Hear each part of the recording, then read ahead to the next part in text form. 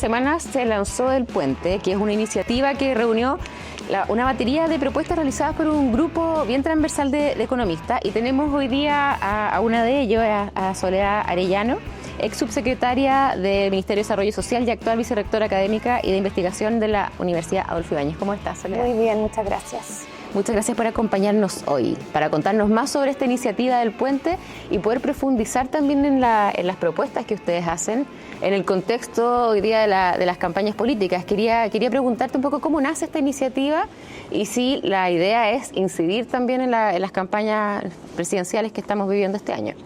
Este proyecto partió en enero del año 2024, en que Rolf Luers convocó a un grupo de economistas bastante diversos, no solamente en la transversalidad política, que es como lo que más se ha reforzado, sino que también diversos en formaciones, diversos en cuál es la expertise de todos los que estábamos en ese grupo, con la invitación que es un desafío de qué propuestas podíamos hacer para que Chile pudiera retomar el crecimiento. En el fondo tuvimos unas largas conversaciones de cuánto era lo que realmente creíamos que podíamos aspirar, cuál era una meta desafiante pero factible en el fondo para Chile, y nos pusimos a trabajar.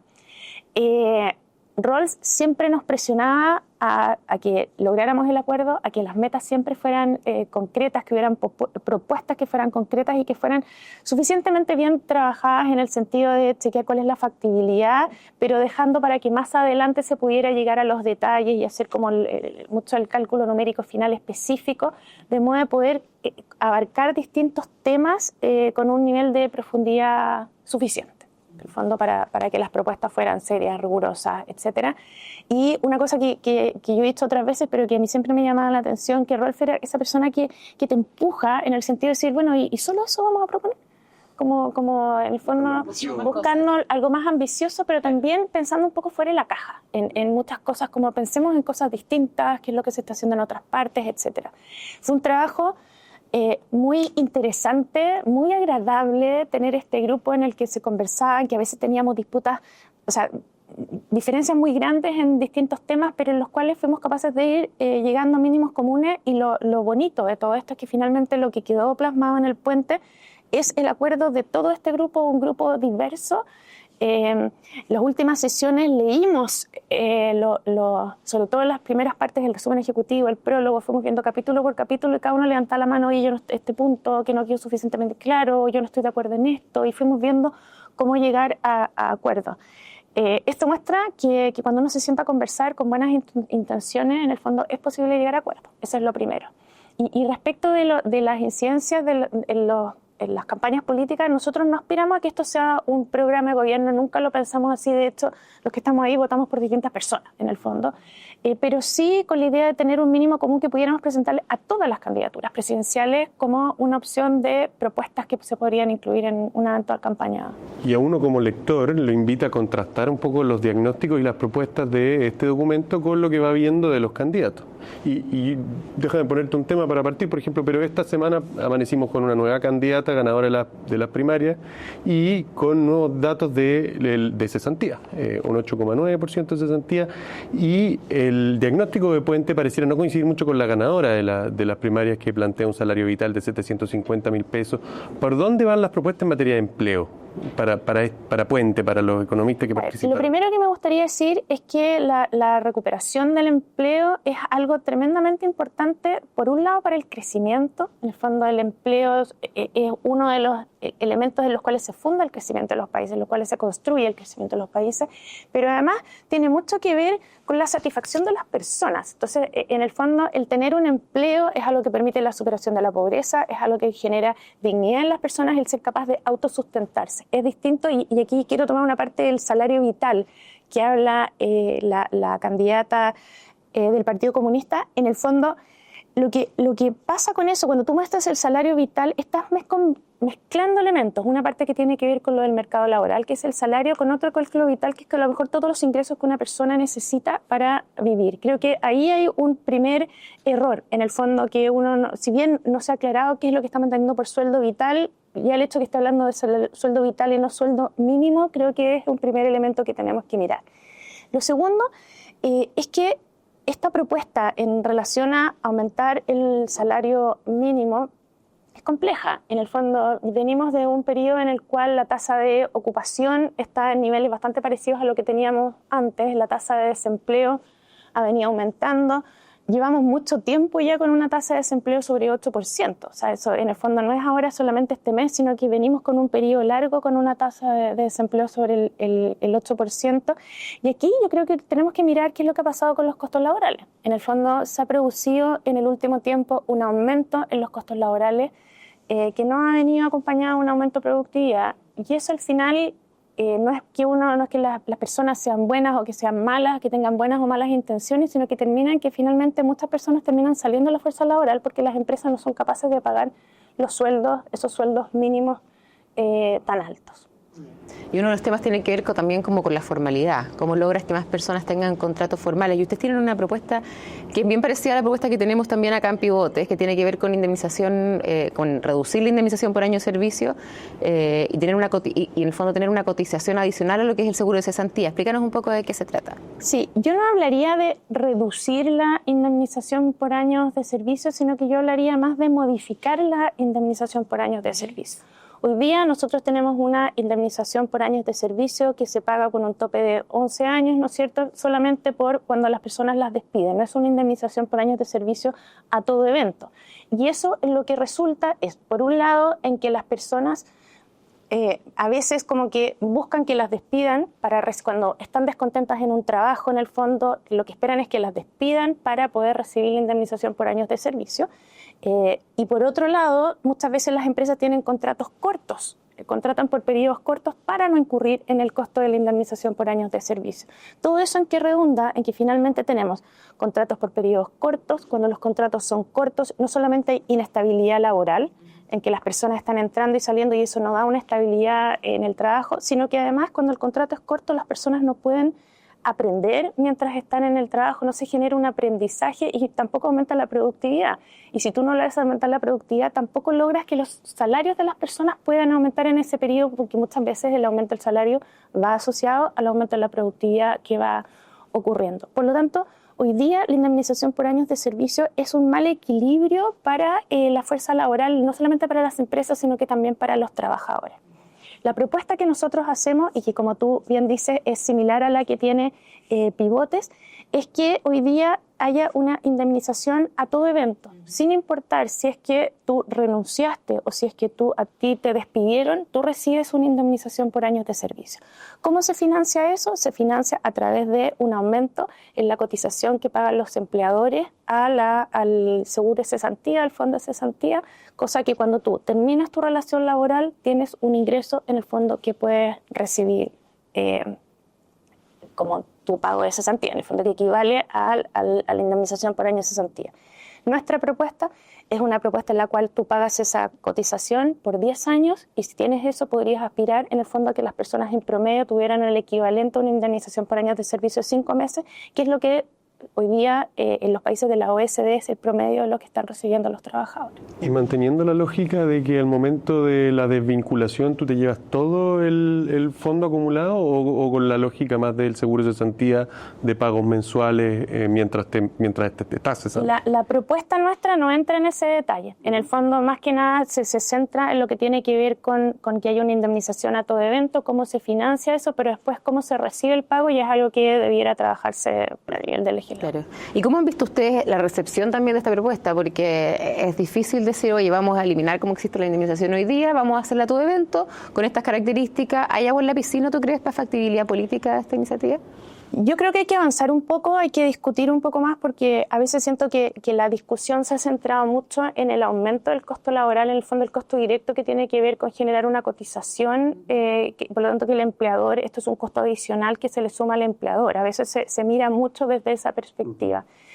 Sin embargo, creo que falta analizar cuáles son los beneficios que tiene esta política en términos, como te decía, de estabilidad laboral, en términos de que cuando tú terminas, muchas veces, en el caso de las empresas grandes, por ejemplo, las empresas grandes provisionan el pago de indemnizaciones por años de servicio, por lo tanto, si uno prorratea el aumentar esta cotización no debiera tener un impacto grande en el caso de las empresas más grandes. El problema son los emprendedores. Claro, en el caso de las empresas más chicas, que no siempre, o sea, que uno en la teoría deberían provisionar, pero en la realidad no necesariamente lo hacen, esto sí puede tener un costo en el corto plazo, pero yo creo que en la medida en que nosotros seamos capaces de demostrar el beneficio en el largo plazo, que en el fondo tú aquí vas prorrateando el gasto que tendrías que hacer en caso de los despidos, y lo que tú vas a ganar en términos de productividad, creo que aquí vamos a ir aumentando el agua de esta piscina. Esta es una propuesta, yo creo además que es importante que la conversemos, especialmente en el contexto que estamos viviendo hoy.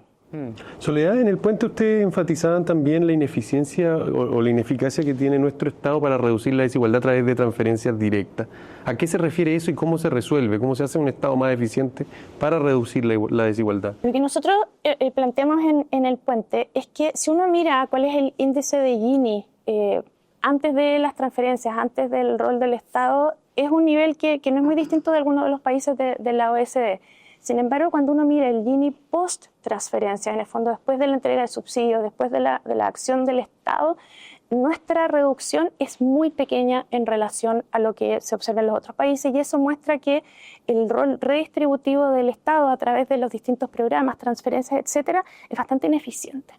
Y aquí esto es algo de lo que nosotros tenemos que trabajar, es de lo que nosotros discutimos dentro de cuál es el nuevo rol del Estado, el rol que debería empezar a cumplir mejor el Estado, que es este rol redistributivo. ¿Y no puede alguien decir que eso es una razón para subir más los impuestos y redistribuir bien impuestos? Yo creo que efectivamente hay personas que podrían decir eso, pero en el fondo lo que nosotros hemos visto es que hemos ido aumentando en el fondo la carga tributaria, ha ido aumentando el gasto y el tamaño del Estado, y ello no ha tenido como contraparte la disminución en la desigualdad.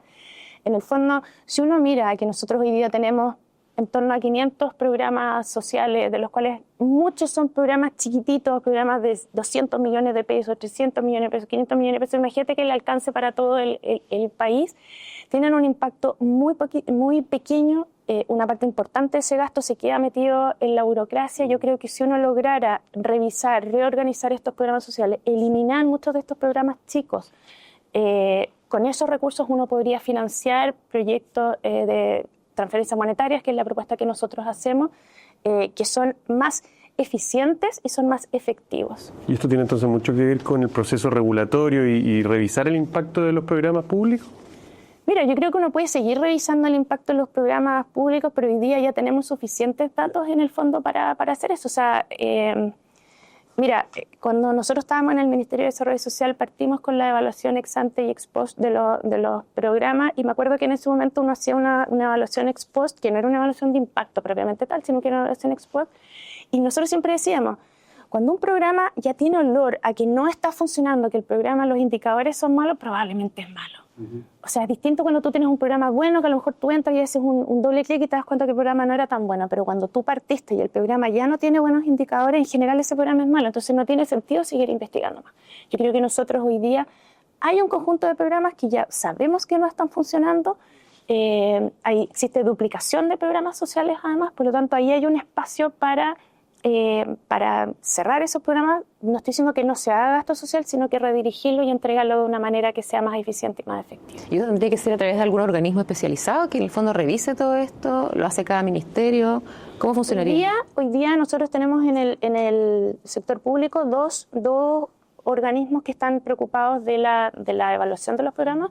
Por un lado está el Ministerio de Desarrollo Social y también está la DIPRES. En el fondo que hacen distintos, a veces hay un cierto traslape, que todavía yo creo que eso se puede mejorar, pero ellos están haciendo, ahí hay un insumo suficiente. La propuesta que nosotros hacemos, en todo caso, en términos de la reforma al Estado, es que se concrete la Agencia de Calidad de las Políticas Públicas, que es una agencia como que está un poco fuera del Estado, que no tiene el conflicto de interés para poder evaluar cuáles son estos programas. Claro, que también es una de las propuestas de Pivote. Veo harta pasando el dato. Soledad, en educación, ustedes tocan, al menos en lo que alcancé a ver, dos temas que son fundamentales, a la cuna y también cómo mejoramos la calidad de los docentes. ¿Nos podría contar un poco cuál es el diagnóstico ahí? ¿Qué estamos haciendo mal en educación? ¿Estamos poniendo las prioridades, los fondos donde debiesen estar las prioridades o estamos con las prioridades equivocadas? Mira, el primer punto, uno siempre dice necesitamos gastar más plata en educación, necesitamos gastar más plata, y lo que muestran los datos es que lo que nosotros gastamos hoy día en educación está por sobre lo que gasta el promedio de la OECD. Si uno mira además lo que se está gastando en educación escolar, es bastante parecido a lo que se gasta en la OECD. Entonces, ¿qué es lo que pasa? Que nosotros tenemos un sobre gasto, en el fondo un porcentaje por sobre en lo que tiene que ver con educación superior, y estamos por debajo en lo que tiene que ver con la educación inicial. Y ahí estamos con las prioridades cambiando. ¿Eso tiene que ver con la gratuidad? Esto, en gran parte tiene que ver con la gratuidad, por todo lo que tiene que ver con educación superior, efectivamente. Hay además un fenómeno que tiene que ver con que en el caso chileno se ha producido una sustitución en que el gasto privado ha ido saliendo con entrar el gasto público. En el fondo en que hemos tenido una sustitución de ingresos, y eso tiene que ver por un lado con la gratuidad y por otro lado porque en el fondo la gratuidad es una sustitución muy importante de recursos que tenían entregar las familias para financiar la educación superior, pero también lo que ha pasado en el caso de la educación escolar, en que a través de con el cambio del financiamiento privado, en el fondo, en los establecimientos subvencionados, en el fondo ahí también hay un impacto. Y lo más grave de todo esto es que si la plata sobrara, a lo mejor no sería tan terrible en el fondo que estuviera pasando esto, pero tenemos un problema de sostenibilidad fiscal, y por otro lado estamos dejando sin un financiamiento adecuado a un grupo muy importante de la población, que son los niños, en el fondo, la educación inicial, donde hoy día existe amplísima evidencia en que los sesgos que se generen en la primera etapa, en el fondo el sesgo que se genera en la educación inicial, cualquier brecha, son brechas que muchas veces son irrecuperables para el resto de la vida. Este es el grupo que tiene la mayor incidencia en la tasa de pobreza, por lo tanto nosotros debiéramos trabajar ahí. Y una de las propuestas que nosotros tenemos acá, más allá de obviamente redirigir los recursos hacia la educación inicial, es extender la subvención escolar hacia el nivel de la educación inicial, para que podamos tener ahí una mayor tasa de...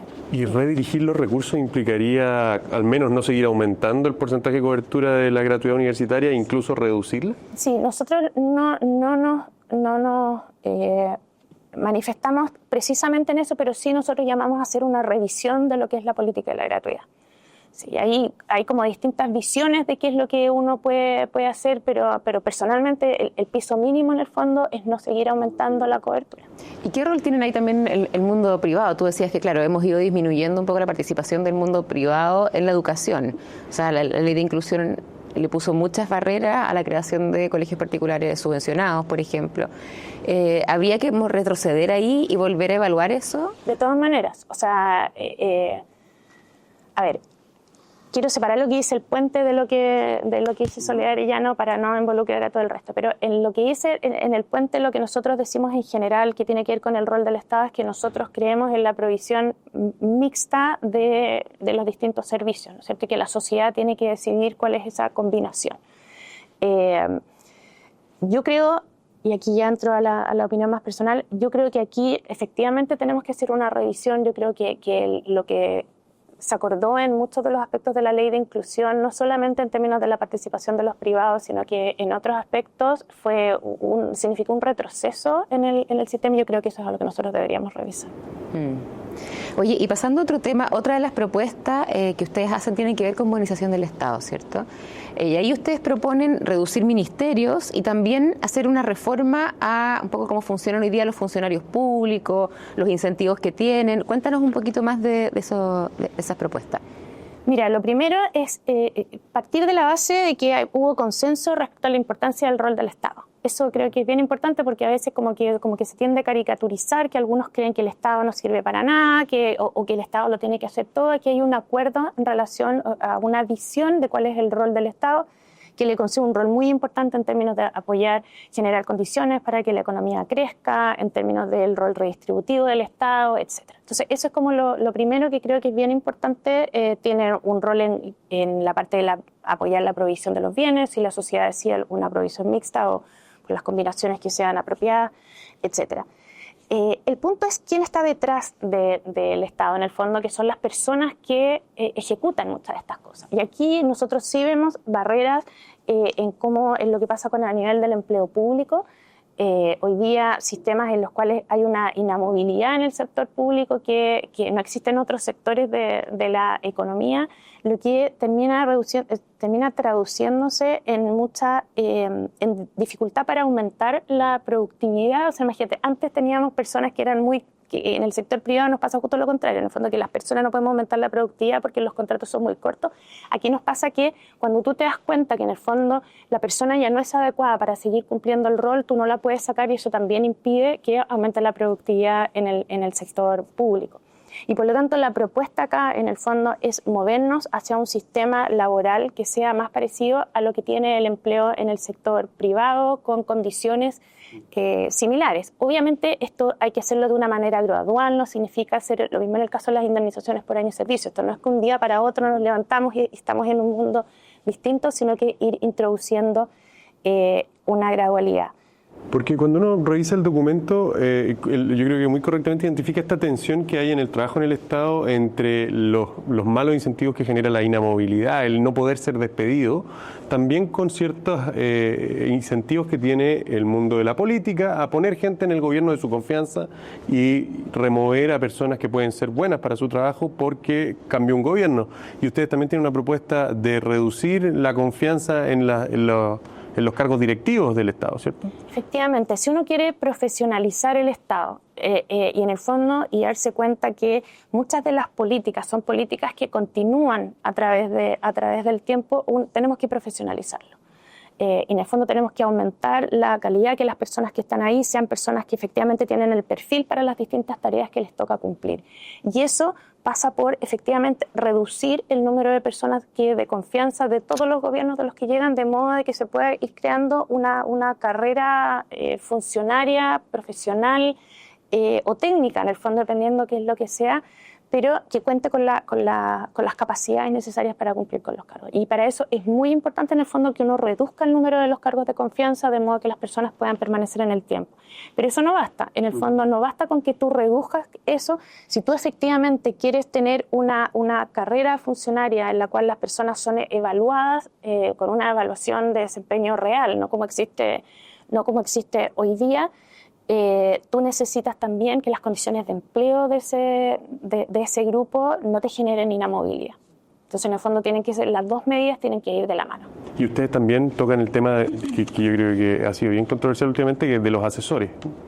¿Hay que limitarlos? ¿Tiene que ser un número acotado? ¿No hay demasiados incentivos a tener múltiples asesores para cargos políticos? Sí, mira, cuando a mí me tocó ser subsecretaria en el primer gobierno del presidente Piñera, una cosa que como que me llamaba mucho la atención era que a veces había una tentación de que los gabinetes replicaran el ministerio.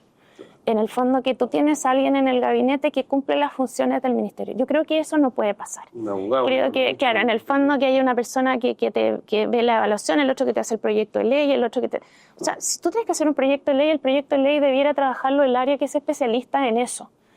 No que el gabinete funcione como un ministerio chico. Claro. En el fondo es como que le das la tarea burocrática a todo el ministerio y son 5 o 10 personas que están haciendo la tarea de creación, la tarea de pensar, y por muy capaces que sean todas las personas que están ahí, es imposible que tengan la experiencia, tengan el conocimiento, los detalles, cómo se necesita para hacer los proyectos de ley que tienen las personas que trabajan en los ministerios.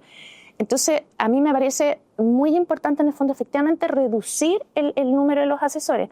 Pero de nuevo, no basta con reducir el número de los asesores si tú no tienes una normativa, no tienes los incentivos para que las personas que trabajen para que todo el equipo del ministerio efectivamente cuente con las capacidades. ¿Me entiendes? O sea, una cosa sin la otra me parece que no tiene sentido. Tú necesitas que todo esto funcione al mismo tiempo. Oye, Soledad, ¿y qué es lo que pasa ahora? ¿Qué pasa con Puente? O sea, ¿van a seguir ustedes como dando a conocer esto? ¿Se han juntado con los candidatos? ¿Cómo sigue esta iniciativa hacia adelante? A ver, hoy día Puente estamos en una etapa de hacer difusión de estas políticas. Todavía no nos hemos sentado a ver qué es lo que va a pasar después, así que eso no te lo puedo decir. Pero sí, parte de comunicar estas propuestas vamos a tratar de entregárselo a los candidatos presidenciales, se lo estamos entregando a autoridades de gobierno, de modo de que esto sea un insumo dentro de en el caso del gobierno, de las políticas, el trabajo que está haciendo, hay una nueva ley de presupuesto que tiene que tramitarse, y en el caso de los candidatos presidenciales, que sea un insumo para sus programas de gobierno. ¿Y cuál fue la parte más difícil para ponerse de acuerdo? ¿Cuáles fueron los puntos más complejos? Mira, no sé si diría como que nada fue así como terrible de discusión, pero hablamos harto de los temas de la sostenibilidad fiscal respecto de las propuestas, tanto por ejemplo cuando hablamos de cuál era la parte tributaria, en el fondo las propuestas tributarias, de cómo se iba a financiar, cuánto era lo razonable, en el fondo, por ejemplo, cuánto íbamos a mover la propuesta del impuesto corporativo. Pero también en cuanto a aumentar el gasto social, por ejemplo, la propuesta de las transferencias monetarias que se hace al final con el impuesto negativo al ingreso laboral, también viendo que fuera factible el costo de esta política, porque claro, en el papel es muy fácil decir esto se va a financiar con revisar los programas sociales, claro, pero en el fondo tiene que ser un número, un monto que sea relativamente razonable lo que se puede hacer, porque tampoco es llegar y cerrar programas, o tampoco llegar y cambiar la gratuidad. Exacto. ¿Eres optimista, Soledad, en este periodo que se inicia el próximo año, de que alguna de estas propuestas vea la luz? Ojalá todas estas propuestas vean la luz. Mira, creo que en cierto sentido, en varios casos hemos caído en terreno fértil, porque por un lado lo que está pasando con el empleo, creo que en el fondo llama a buscar nuevas políticas que se puedan hacer. Creo que hoy día hay un convencimiento de que el crecimiento es importante, y en ese sentido creo que hay un terreno fértil para poder, hay más apertura en el fondo a buscar estas políticas. ¿Por qué te lo digo? Porque yo me acuerdo hace 4 años, 6 años atrás, que cuando uno hablaba de que había que tener políticas pro crecimiento, uno era un economista frío, que solo te importaban los números, eras como terrible, que como tan indolente que solo te preocupa esto. ¿Te fijas? Hoy día yo creo que cuando uno habla de la importancia del crecimiento, la importancia del empleo, etcétera, creo que hoy día hay como mucha más apertura y más convencimiento de que esto es algo importante. Esperemos que eso se mantenga. Muchas gracias, Soledad, por acompañarnos hoy día. Muchas gracias. Gracias a ustedes.